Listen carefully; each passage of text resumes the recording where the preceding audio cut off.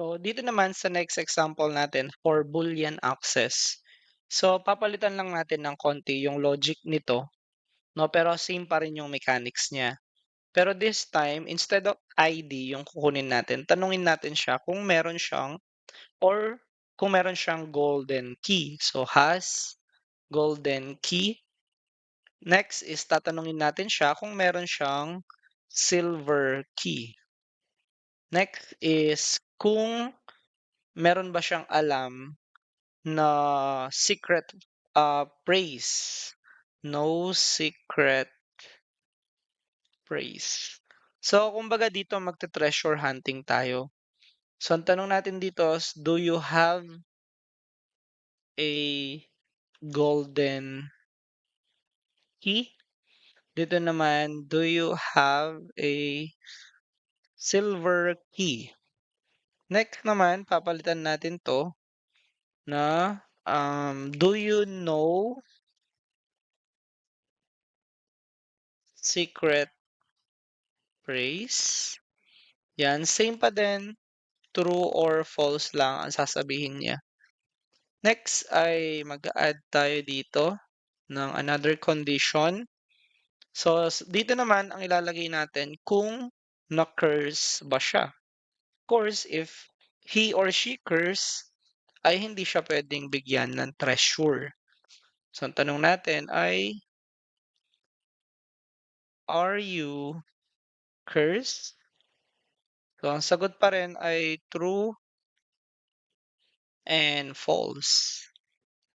So, yan ngayon yung additional na line of code natin. Pagdating naman dito guys, medyo babaguhin natin siya ng konti. Sasabihin natin dito na can open gate. Tapos, next is has golden key. Tapos, dito mag-add tayo ng another condition. So, or, then mag-open tayo ng open and closing bracket.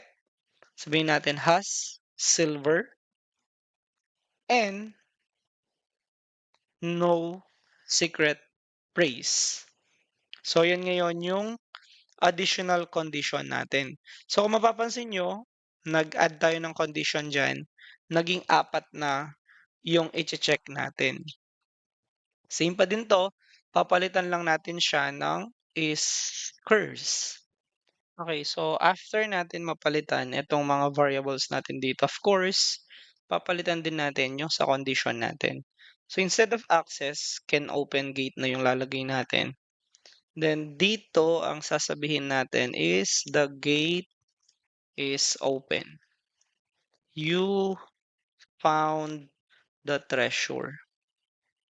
Now, so dito naman, ang ilalagay natin is the gate is remain closed. Or lock, sabihin natin. Try again. So, yan ngayon yung sa conditions natin. So, di ba wala naman masyado napalitan? Yung mga variables lang and then nag-add lang tayo ng isang part ng condition natin. And nag-iba lang konti yung sa boolean na checking natin kasi nag-add tayo ng one variable for checking. So, mapapalitan ngayon yung mga to. So, dito, let's say, set muna natin sila as false, false.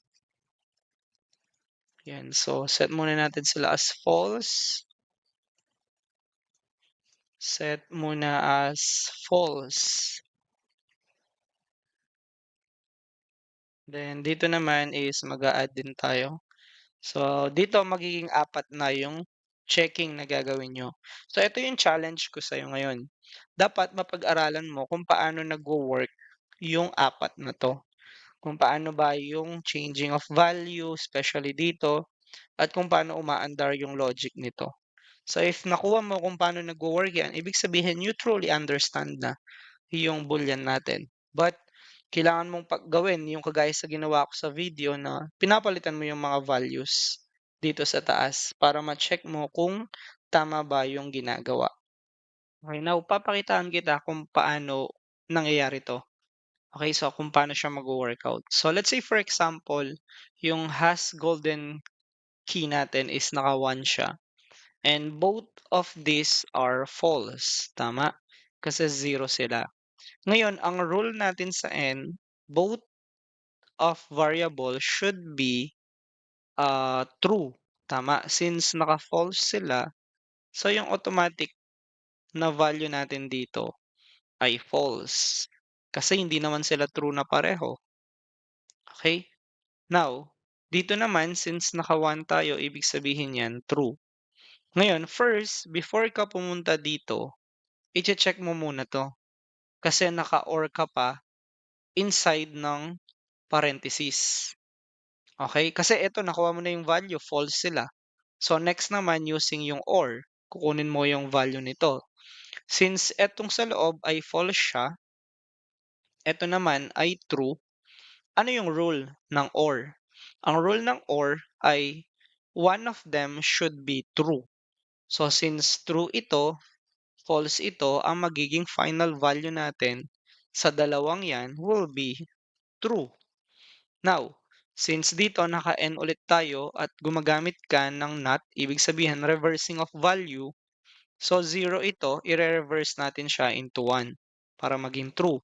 Now, gamit ito, both of them are true dapat. So, since ni-reverse natin ng value, magiging true na yan. Now, using yung final value natin, both are true using yung and operator natin. So, ang magiging output dapat ay the gate is open. So, check natin. So, first value will be true. Okay. The first value should be true. Okay. So, tapos, has silver. So, false natin. Tapos, no secret phrase. 0 pa rin. So, false. Now, ang is curse natin ay false siya, pero ire-reverse ng logic gate natin. So, magiging true siya. So, dapat ang output natin dito is the gate is open. So, mapapansin nyo, the gate is open, you found the treasure. So, ganun yung pag-check ng boolean natin dito. So, again, iiwan ko na yung the rest sa'yo para makapag-review ka regarding sa boolean kasi napaka-importante ng boolean pagdating sa program natin. So, good luck.